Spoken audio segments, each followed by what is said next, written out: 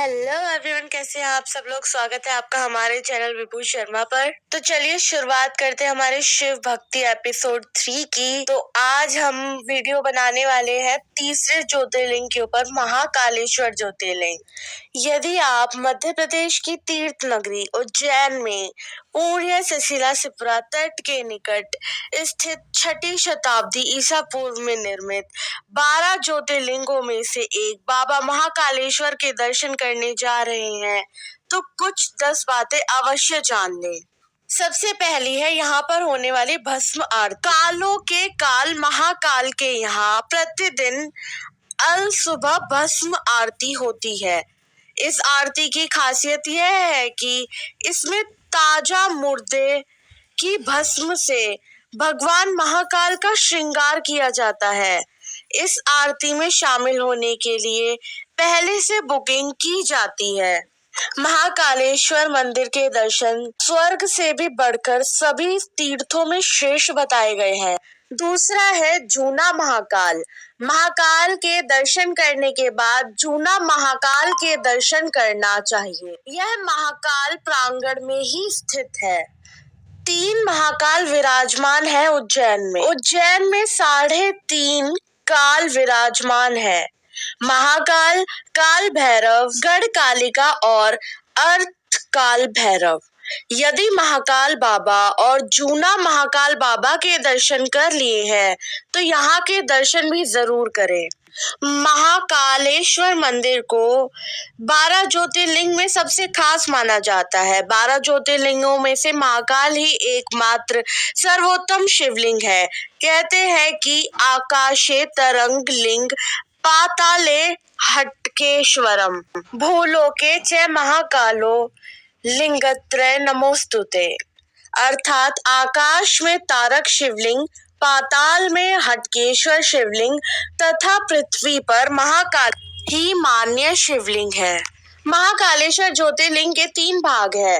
वर्तमान में जो महाकालेश्वर ज्योतिर्लिंग है वह 3 खंडों में विभाजित है। निचले खंड में महाकालेश्वर, मध्य खंड में ओंकारेश्वर तथा ऊपरी खंड में श्री नागचंद्रेश्वर मंदिर स्थित है।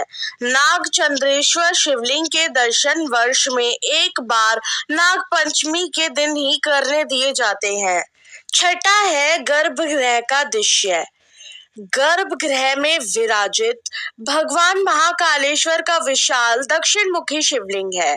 इसी के साथ ही गर्भगृह में माता पार्वती, भगवान गणेश व कार्तिकेय की मोहक प्रतिमाएं हैं। गर्भगृह में नंदी दीप स्थापित है जो सदैव प्रज्वलित होता रहता है। गर्भगृह के सामने विशाल कक्ष में नंदी की प्रतिमा विराजमान है। 7वां है उज्जैन के राजा। उज्जैन का एक ही राजा है और वह है महाकाल बाबा। विक्रमादित्य के शासन के बाद से यहाँ कोई भी राजा रात में नहीं रुक सकता। जिसने भी यहाँ दुस्साहस किया है वह संकटों से घिरकर मारा गया। यदि आप मंत्री या राजा हैं तो यहाँ रात ना रुके। वर्तमान में भी कोई भी राजा, मुख्यमंत्री और प्रधानमंत्री आदि यहाँ रात में नहीं रुक सकते। महाकाल की सवारी। उज्जैन में राजा महाकाल बाबा श्रावण मास में प्रति सोमवार नगर भ्रमण करते हैं और अपनी प्रजा को देखते हैं। महाकाल की सवारी में किसी भी प्रकार का नशा करके शामिल नहीं होते हैं। महाशिवरात्रि के दिन समूचा शहर शिवमय हो जाता है। चारों ओर बस शिव जी का ही गुंजन दिखाई देता है। सारा शहर बाराती बनकर शिव विवाह में शामिल होता है। क्यों कहते हैं महाकाल? काल के अर्थ 2 होते हैं, एक समय और दूसरा मृत्यु। महाकाल को महाकाल इसलिए कहा जाता है कि प्राचीन समय में यहीं से संपूर्ण विश्व का मानक समय निर्धारित होता था। इसलिए इस ज्योतिर्लिंग का नाम महाकालेश्वर रखा गया। हालांकि महाकाल कहने का संबंध पौराणिक मान्यता से भी जुड़ा हुआ है। तो आखिर क्या है महाकाल की पौराणिक कथा, तो चलिए जानते हैं। पौराणिक कथा के अनुसार इस शिवलिंग की स्थापना राजा चंद्रसेन और गोप बालक रूप की कथा से जुड़ी है। कथा से हनुमान जी का संबंध भी जुड़ा हुआ है। महाकालेश्वर मंदिर भारत के 12 ज्योतिर्लिंगों में से एक है। यह मध्य प्रदेश राज्य के उज्जैन नगर में स्थित महाकालेश्वर भगवान का प्रमुख मंदिर है। पुराणों, महाभारत और कालिदास जैसे महाकवियों की रचनाओं में इस मंदिर का मनोहर वर्णन मिलता है। स्वयंभू, भव्य और दक्षिण मुखी होने के कारण महाकालेश्वर महादेव की अत्यंत पुण्यदायी महत्वता है। इसके दर्शन मात्र से ही मोक्ष की प्राप्ति हो जाती है। महाकवि कालिदास ने मेघदूत में उज्जैनी की चर्चा करते हुए इस मंदिर की प्रशंसा की है। इल्तुतमिश के द्वारा इस प्राचीन मंदिर का विध्वंस किए जाने के बाद से यहाँ जो भी शासक रहे, उन्होंने इस मंदिर के जीर्णोद्धार और सौंदर्यीकरण की और विशेष ध्यान दिया। इसलिए यह मंदिर अपने वर्तमान स्वरूप को प्राप्त कर सका। प्रतिवर्ष सिंहस्थ के पूर्व इस मंदिर को सुसज्जित किया जाता है। चलिए इस मंदिर के बारे में कुछ और महत्वपूर्ण बातें जानते हैं। महाकालेश्वर का इतिहास। आक्रमण से बचाने 500 वर्ष तक कुएं में रखा गया था ज्योतिर्लिंग। चलिए जानते हैं पुनः निर्माण की कहानी। मध्य प्रदेश के उज्जैन शहर में स्थित श्री महाकालेश्वर ज्योतिर्लिंग देश का इकलौता दक्षिण मुखी ज्योतिर्लिंग है।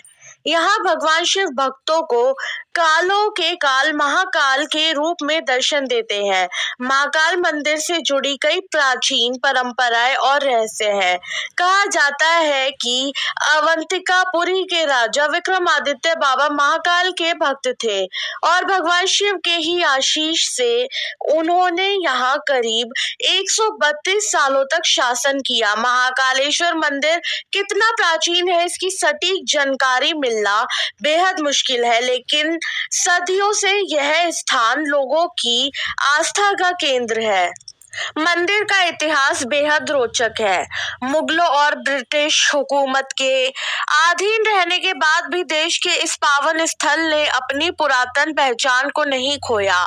सनातन धर्म की पताका को ऊंचा रखने के लिए धर्म की रक्षा से जुड़े लोगों ने ज्योतिर्लिंग को तरह तरह के जतन कर आक्रांताओं से सुरक्षित रखा। कई दशक बीत जाने के बाद वर्तमान दौर में मंदिर का एक अलग ही स्वरूप दर्शनार्थियों को देखने मिलता है। वहीं आज महाकाल लोक के लोकार्पण के बाद लोग उज्जैन के एक अलग वैभव को देखेंगे। आइए आज के ऐतिहासिक दिन पर हम आपको महाकालेश्वर मंदिर के इतिहास से रूबरू कराते हैं। कुएं में छिपाकर रखा गया था ज्योतिर्लिंग। कहा जाता है कि 1235 में महाकालेश्वर मंदिर को दिल्ली के सुल्तान इल्तुतमिश ने पूरी तरह से ध्वस्त कर दिया था। आक्रमण के दौर में महाकाल मंदिर के गर्भगृह में स्थित स्वयंभू ज्योतिर्लिंग को आक्रांताओं से सुरक्षित बचाने के लिए करीब 550 वर्षों तक पास में ही बने कुएं में रखा गया था। औरंगजेब ने जब मंदिर के अवशेषों से एक मस्जिद का निर्माण करा दिया था, मंदिर टूटने के बाद करीब 500 वर्षों के अधिक समय तक महाकाल का मंदिर जीर्ण शीर्ण अवस्था में रहा और ध्वस्त मंदिर में ही महादेव की पूजा आराधना की जाती थी। लेकिन जब कई वर्षों बाद 22 नवंबर 1728 में मराठा शूरवीर राणोजी राव सिंधिया ने मुगलों को परास्त किया तो उन्होंने मंदिर तोड़कर बनाई गई उस मस्जिद को गिराया और 1732 में उज्जैन में फिर से मंदिर का निर्माण करा ज्योतिर्लिंग की स्थापना की। राणो जी ने ही बाबा महाकाल ज्योतिर्लिंग को कोटि तीर्थ कुंड से बाहर निकलवाया था और महाकाल मंदिर का पुनः निर्माण करवाया था। इसके बाद राणो जी ने ही 500 बरस से बंद ध्वस्त आयोजन को भी दोबारा शुरू कराया। इन राजाओं ने कराया था मंदिर का पुनः निर्माण। महाकवि कालिदास के ग्रंथ मेघदूत में महाकाल मंदिर की संध्या आरती का जिक्र मिलता है। साथ ही आदित्य ने महाकाल मंदिर का विस्तार कराया था। उन्होंने मंदिर परिसर में धर्म सभा बनवाई जहां से वह न्याय करते थे। राजा विक्रमादित्य ने कई प्रकार की प्रतिमाओं का निर्माण भी कराया था। वहीं 7वीं शताब्दी के बाणभट्ट के कादम्बिनी में महाकाल मंदिर का विस्तार से वर्णन किया गया है। 11वीं शताब्दी में राजा भोज ने देश के कई मंदिरों का निर्माण करवाया था जिनमें महाकाल मंदिर भी शामिल रहा। उन्होंने महाकाल मंदिर के शिखर को पहले से ऊंचा करवाया था। राजस्थान के राजाओं का भी रहा योगदान। राजस्थान के राजा जयसिंह द्वितीय ने 1280 में महाकाल के शिखर पर शिलालेख में सोने परत चढ़वाई थी। साथ ही उन्होंने कोटि तीर्थ का निर्माण भी कराया था। वहीं 1300 ईस्वी में रणथंभौर के राजा हमीर शिप्रा नदी में स्नान के बाद बाबा महाकाल के दर्शन करने पहुंचे थे। उन्होंने महाकाल मंदिर की जीर्ण शीर्ण अवस्था देखकर उसका विस्तार कराया। 17वीं शताब्दी में मेवाड़ के राजा जगत सिंह ने उज्जैन का तीर्थ यात्रा की और यहाँ कई निर्माण कार्य करवाए। महाकालेश्वर ज्योतिर्लिंग श्रावण मास में भगवान शिव की पूजा की जाती है। भगवान शिव की कृपा से भक्त के जीवन में सारी खुशियों का आगमन हो जाता है।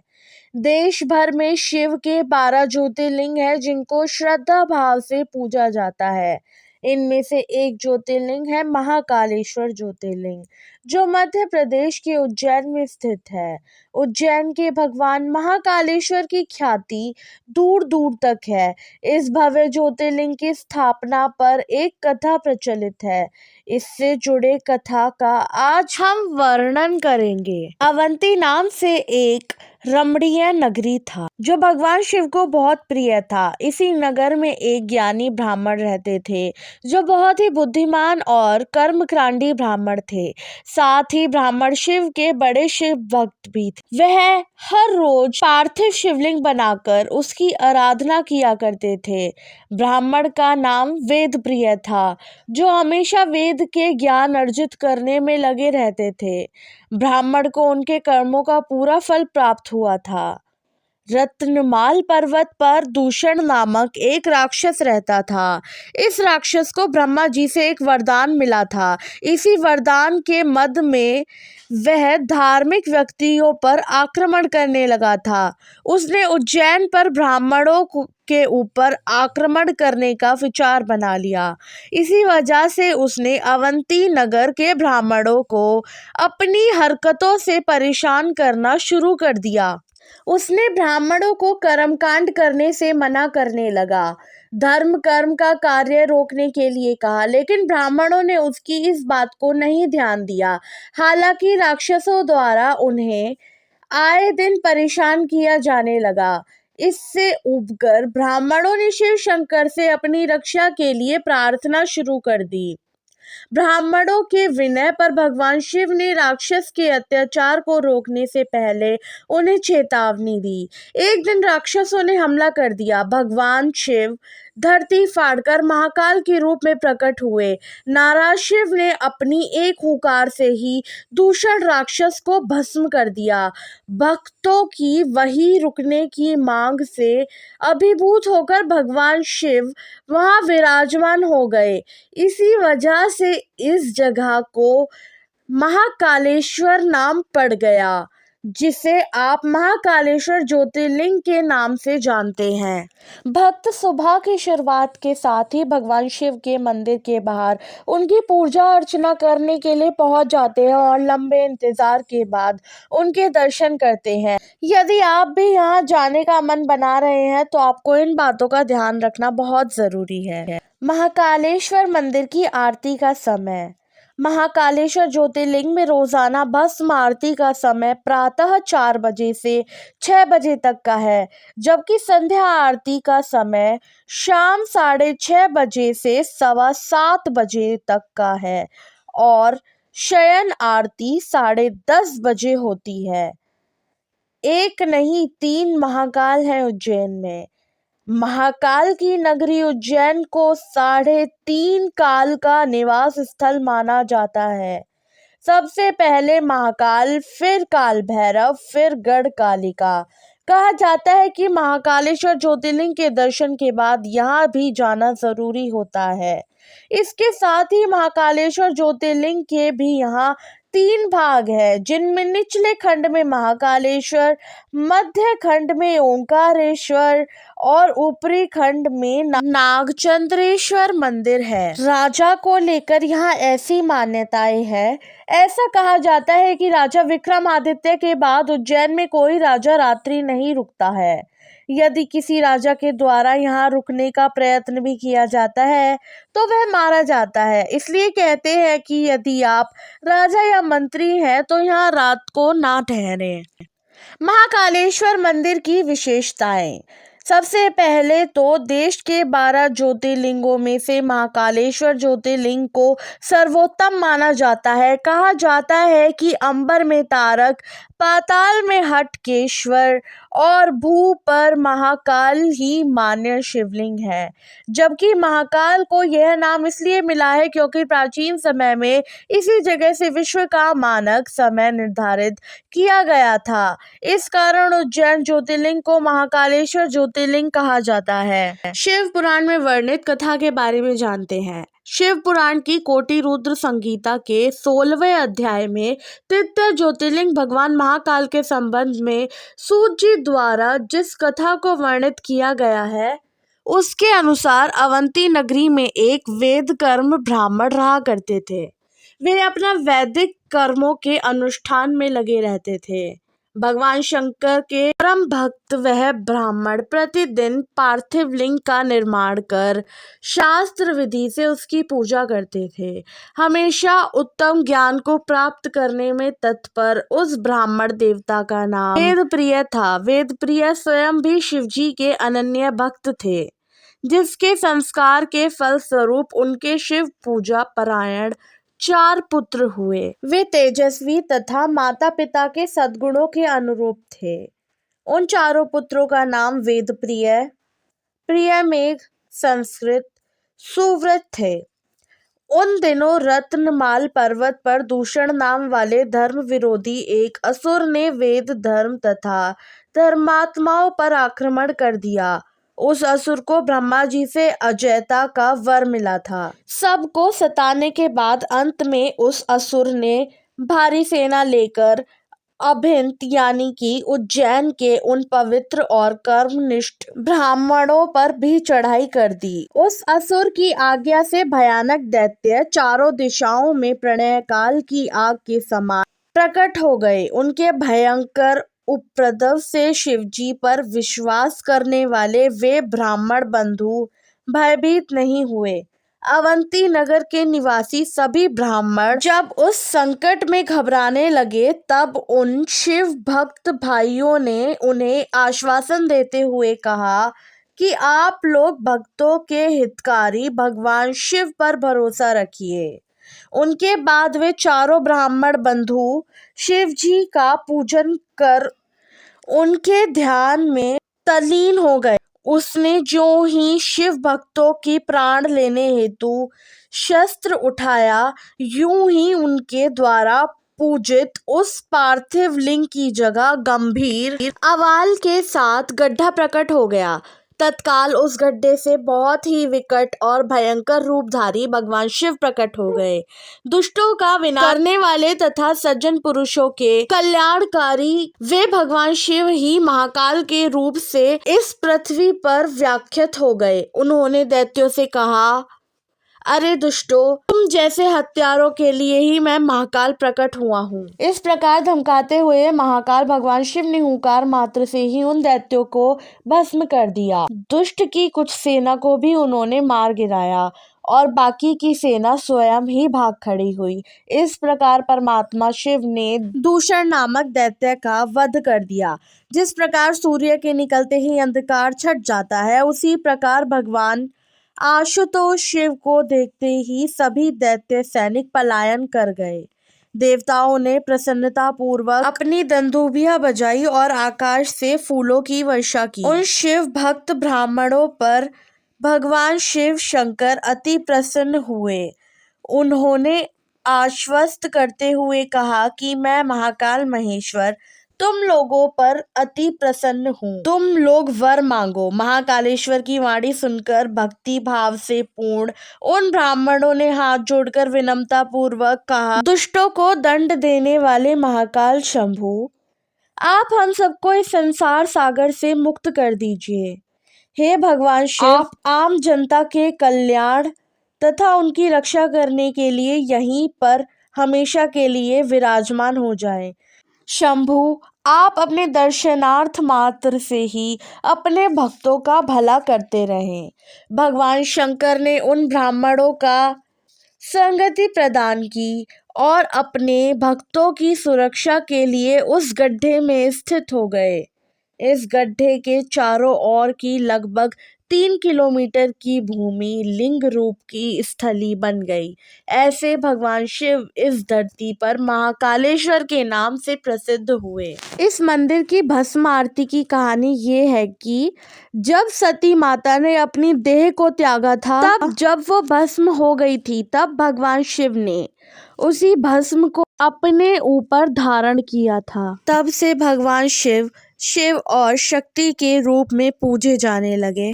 क्योंकि माता सती की भस्म को अपने ऊपर धारण किया, इसलिए उन्हें कहा जाता है भस्म रमैया या अपने ऊपर भस्म रमाने वाले भगवान शिव। विश्व भर में प्रसिद्ध इस भस्म आरती के दर्शन मात्र से अकाल मृत्यु के डर से मुक्ति मिलती है। भगवान शिव जितने सरल हैं, उतने ही रहस्यमयी भी हैं। हिंदू शास्त्र में जब सभी देवी देवताओं के वस्त्रों और आभूषणों का वर्णन मिलता है, वहाँ भगवान शिव केवल हिरण की खाल या बाघ की खाल और भस्म को ही धारण करते हैं। उज्जैन में स्थित भगवान शिव का महाकालेश्वर मंदिर, जहाँ रोज सुबह 4 बजे ब्रह्मा मुहूर्त में भस्म आरती होती है। यह आरती रोज सुबह ताजी चिता की भस्म से होती थी, परंतु किन्हीं कारणों से अब ये आरती ताजी चिता की भस्म से नहीं होती है।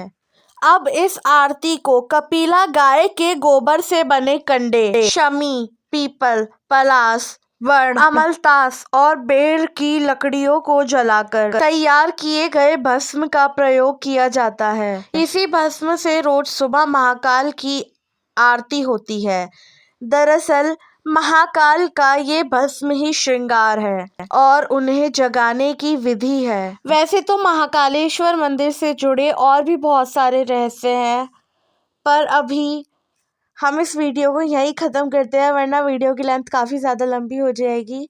और अगर आपको ये सीरीज़ अच्छी लग रही है शिव भक्ति की, तो हम इसको ऐसे ही आगे भी बढ़ाते रहेंगे। और जो कुछ बातें हैं जो अभी हम इस वीडियो में छोड़ रहे हैं, वो हम एक अलग से वीडियो बनाकर ज़रूर डालेंगे।